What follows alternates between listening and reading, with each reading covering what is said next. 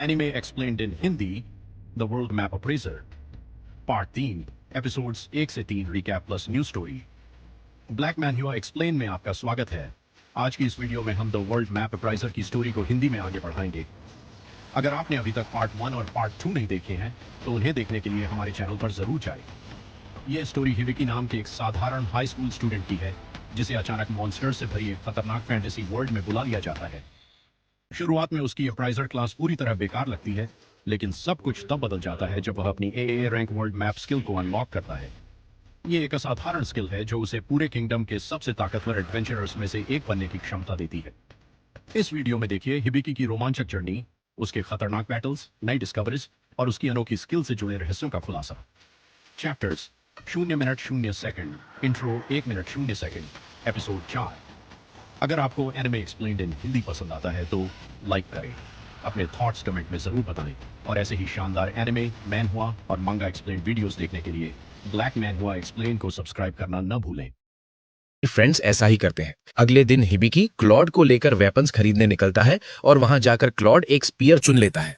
ये देखकर हिबिकी थोड़ा हैरान हो जाता है क्योंकि उसके दिमाग में हमेशा यही था कि हीरोज तो यूजुअली स्वॉर्ड ही यूज करते हैं, लेकिन क्लॉड आराम से समझाता है कि उसके बॉडी टाइप और फाइटिंग स्टाइल के हिसाब से स्पीयर उसके लिए ज्यादा इजी है। वो अपने आर्मर के बारे में भी बताता है कि वो डायरेक्ट हिट लेने के बजाय अटैक्स को अवॉइड करने पर फोकस करता है, इसलिए बस बॉडी के इंपॉर्टेंट पार्ट सेफ हो वही काफी है।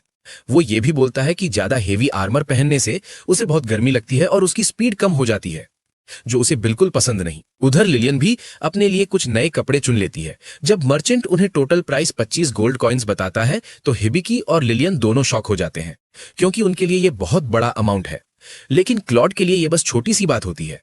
वो बिना सोचे पैसे दे देता है। ये देखकर लिलियन को थोड़ा गिल्ट फील होने लगता है कि उसने इतने महंगे कपड़े क्यों लिए।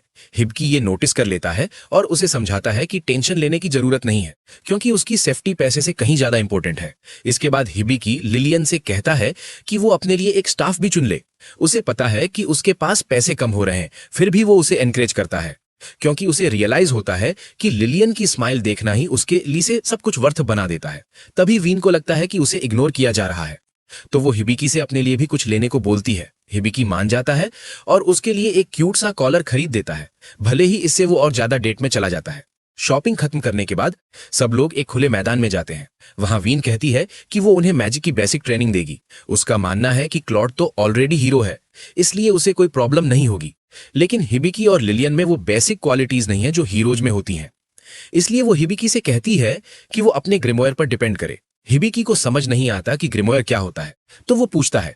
तभी सापो समझाता है कि ग्रिमोयर एक स्पेशल टेक्निकल स्किल होती है जिसकी रैरिटी रैंक A होती है और ये यूजर को उस दुनिया के मैजिक सिस्टम से जुड़ी अलग अलग नॉलेज और एबिलिटीज देती है। ये सुनकर हिबिकी इंस्टेंटली एक्साइटेड हो जाता है और सोचने लगता है कि शायद अब वो फाइनली मैजिक यूज कर पाएगा, लेकिन वीन तुरंत उसका एक्साइटमेंट ठंडा कर देती है और कहती है कि वो बस सिंपल हाउस होल्ड मैजिक ही यूज कर पाएगा। फिर भी ट्रेनिंग शुरू होती है और वीन सजेस्ट करती है कि पहले लिलियन को अपनी मैजिक कंट्रोल करना सिखाया जाए। वो हिबिकी को समझाती है कि इसके लिए उसे लिलियन की मैजिक आउटपुट का रिस्पॉन्सिबल पर्सन रजिस्टर होना पड़ेगा। हिबिकी पूछता है कि ये कैसे होगा, तो वीन बिना कुछ बोले उसका हाथ काट लेती है और कहती है कि बस इतना काफी है। इसके बाद वो लिलियन के पास जाकर पूरा प्लान डिटेल में समझाती है।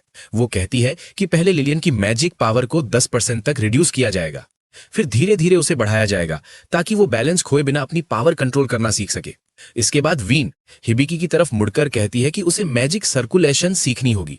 वो समझाती है कि सही तरीके से मैजिक यूज करने के लिए इंसान को अपनी मैजिक पावर के फ्लो को परफेक्टली कंट्रोल करना आना चाहिए। वो एक एक्सरसाइज इंट्रोड्यूस करती है जिसे मैजिक पावर सर्कुलेशन कहते हैं।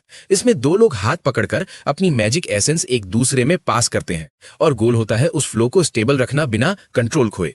ये सब सुनने के बाद भी हिबिकी को कुछ समझ नहीं आता। ये देखकर वीन क्लियरली इरिटेट हो जाती है और कहती है कि अब वो सीधे प्रैक्टिस से ही सीखेगा। वो क्लॉड से कहती है कि वो थोड़ा सा मैजिक हिबिकी में पास करे ताकि वो खुद एक्सपीरियंस कर सके। साथ ही वो क्लॉड को वार्निंग देती है कि सावधान रहे क्योंकि हिबिकी की मैजिक रेजिस्टेंस वीक है और वो आसानी से ओवरवेल्म हो सकता है। क्लॉड सिर हिलाकर एग्री करता है और धीरे धीरे अपना मैजिक हिबिकी में ट्रांसफर करना शुरू कर देता है। जैसे ही मैजिक फ्लो शुरू होता है तुरंत ही सेंसेशन बहुत इंटेंस हो जाता है। कुछ ही सेकंड में हिबिकी खुद को एक अजीब खाली जगह में पाता है। वो खाली स्पेस धीरे धीरे बदलकर एक जंगल बन जाता है। ऊपर चमकता हुआ तारों भरा आसमान। हिबिकी चारों तरफ देखता है, फिर पास के पानी की तरफ मुड़ता है। वहां उसे एक एल्फ लड़की दिखाई देती है। वो उसकी तरफ देखती है और उसे क्लॉड कहकर बुलाती है। उसी पल हिबिकी को समझ आता है कि वो समहाउ क्लॉड की आइडेंटिटी और अपीयरेंस ले चुका है। वो खुद कैल्म रखने की कोशिश करता है, नॉर्मल बिहेव करता है और जाकर उसके पास बैठ जाता है। जैसे ही वो बैठता है, उसे क्लॉड की मेमोरीज एक्सेस होने लगती हैं। उन यादों से उसे पता चलता है कि उस लड़की का नाम अनास्तासिया है। क्लॉड उसे बचपन से जानता था और दोनों ने अपना ज्यादातर समय साथ में बिताया था। उनका बॉन्ड बहुत स्ट्रांग था और क्लॉड को लगता था कि यह सब हमेशा ऐसे ही रहेगा। लेकिन अचानक मेमोरी बदल जाती है। एक वॉर शुरू हो जाती है और बहुत सारे लोग मारे जाते हैं। उन्हीं में अनास्तासिया भी होती है। ये मोमेंट क्लॉड के लिए कितना पेनफुल और ट्रॉमेटिक था, ये साफ दिखता है। अचानक हिबिकी झटके से वापस रियल वर्ल्ड में आ जाता है। शुरुआत में उसे लगता है कि वो अभी भी क्लॉड है। क्लॉड तुरंत उससे बात करता है और उसे रियलिटी में वापस लाने की कोशिश करता है। उसे याद दिलाता है कि वो असल में कौन है। थोड़ी देर बाद हिबिकी धीरे धीरे अपने होश में आता है और नॉर्मल हो जाता है। फिर वो खुद से सवाल करता है कि आखिर उसने खुद को क्लॉड क्यों समझ लिया था। तभी वीन समझाती है कि ऐसा इसलिए क्योंकि मैजिक फ्लो के दौरान वो क्लॉड की कॉन्शनेस में बहुत गहराई तक चला गया था। क्लॉड तुरंत हिबिकी से माफी मांगता है कि उसने अपने मैजिक को ज्यादा पास कर दिया, लेकिन वीन तुरंत उसे डांट देती है। उसे याद दिलाती है कि उसने साफ कहा था सिर्फ थोड़ा सा मैजिक यूज करने के लिए और केयरफुल रहने को। उस शाम हिबिकी अपने कमरे का फर्श पोंछ रहा होता है, जो कि उसके हाउस होल्ड मैजिक ट्रेनिंग का हिस्सा है। हाउस होल्ड मैजिक वो मैजिक होती है जो रोजमर्रा के कामों में मदद करती है, लेकिन इसे सीखने के लिए स्पिरिट की मदद चाहिए होती है। जब कोई इंसान नॉर्मल काम करते हैं, मैजिकल एनर्जी रिलीज करता है, तो धीरे धीरे स्पिरिट्स उस एनर्जी की तरफ अट्रैक्ट होने लगते हैं। जब वो सेटिस्फाई हो जाते हैं, तब वो रिस्पॉन्ड करते हैं और उस इंसान को हाउस होल्ड मैजिक सही तरीके से यूज करना सिखाते हैं। हिबिकी काफी समय से ये सब कर रहा है, लेकिन अभी तक उसे कोई रिस्पॉन्स नहीं मिला। इस वजह से वो सोचने लगता है कि ये मेथड सच में काम कर भी रहा है या वो बस अपना टाइम वेस्ट कर रहा है। फिर भी वो रुकता नहीं, उम्मीद करता है कि कुछ तो होगा। थोड़ी देर बाद क्लॉड और लिलियन उसके कमरे में आते हैं।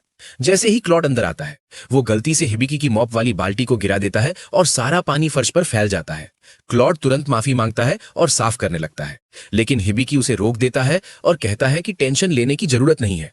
वो मजाक में कह देता है कि क्लॉड जब क्लमसी होता है तो क्यूट लगता है, और ये सुनकर क्लॉड शर्मिंदा हो जाता है। समय के साथ लिलियन अपनी मैजिक कंट्रोल करने में बेटर होती जा रही होती है। ये देखकर क्लॉड सजेस्ट करता है कि हिबिकी को भी सिर्फ चोर्स करने के बजाय प्रैक्टिकल ट्रेनिंग ट्राई करनी चाहिए, लेकिन हिबिकी तुरंत बोल देता है कि उसे तो स्वॉर्ड यूज करना भी नहीं आता।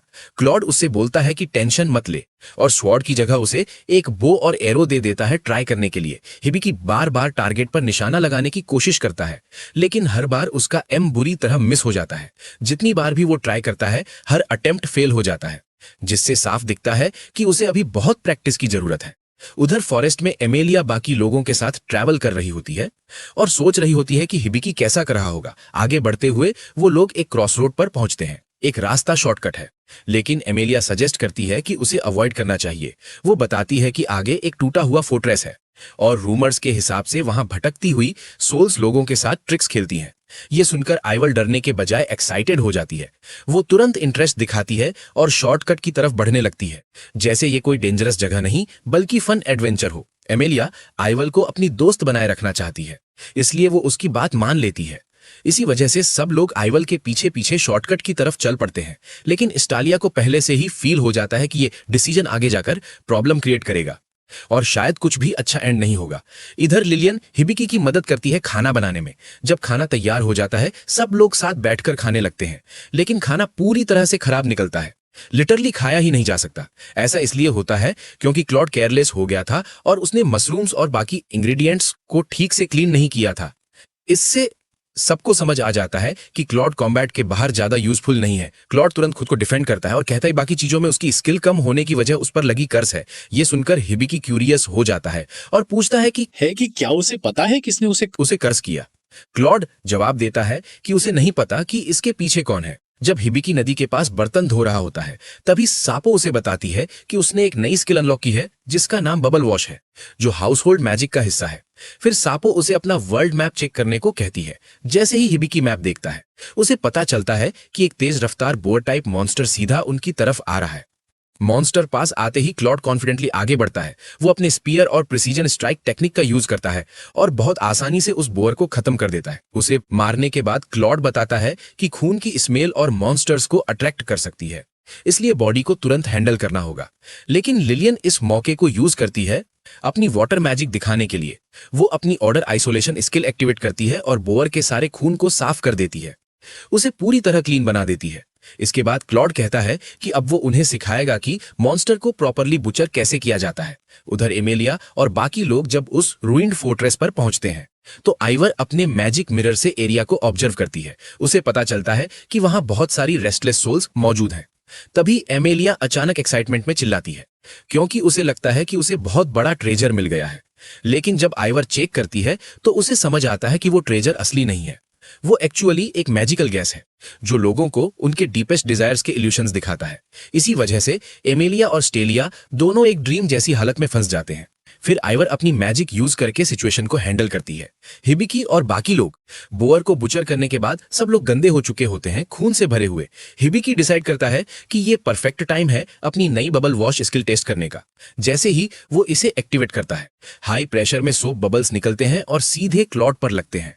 बबल्स खत्म होने के बाद क्लॉड पूरी तरह साफ हो जाता है, पहले से भी ज्यादा क्लीन। वो ये भी नोटिस करता है कि बबल वॉश ने उसके बॉडी को रिफ्रेश कर दिया है और उसकी थोड़ी स्ट्रेंथ भी वापस आ गई है। यही था एपिसोड 4।